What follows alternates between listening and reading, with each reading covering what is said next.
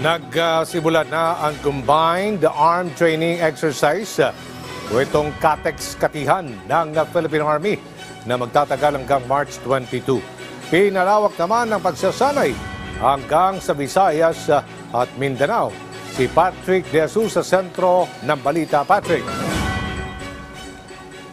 Aljo, umarangkada na ang Combined Arm Training Exercise o CATEX Katihan ng Philippine Army.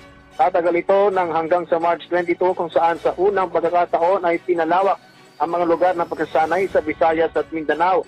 Ayon kay Philippine Army Commanding General Lieutenant General Roy Galido, kabilang sa gagawing simulation ng pag-mobilize ng lahat ng units ng Army sa buong bansa sa konsepto ng command and control. Magiging bahagi naman ng pagsasanay ang Typhoon missile system ng Amerika lalo't matapos ang CATEX Katihan ay susunod naman ng balikatan. Walang magiging live fire at sa sentro lamang ito sa orientation.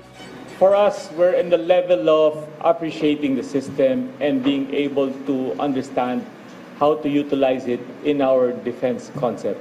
Bahagi ng ginagawang pagsasanay ang planong pagbili ng Pilipinas ng Typhoon missile system ng Amerika. Sa harap ito ng patuloy na pananatili ng nasasang damitan sa bansa na noong nakaraang taon pa dumating.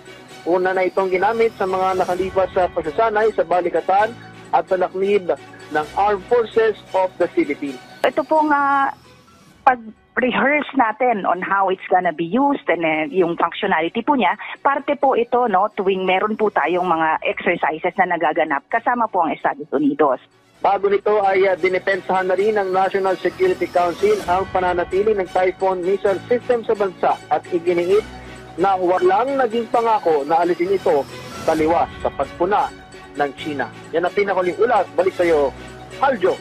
Maraming salamat, Patrick De Jesus.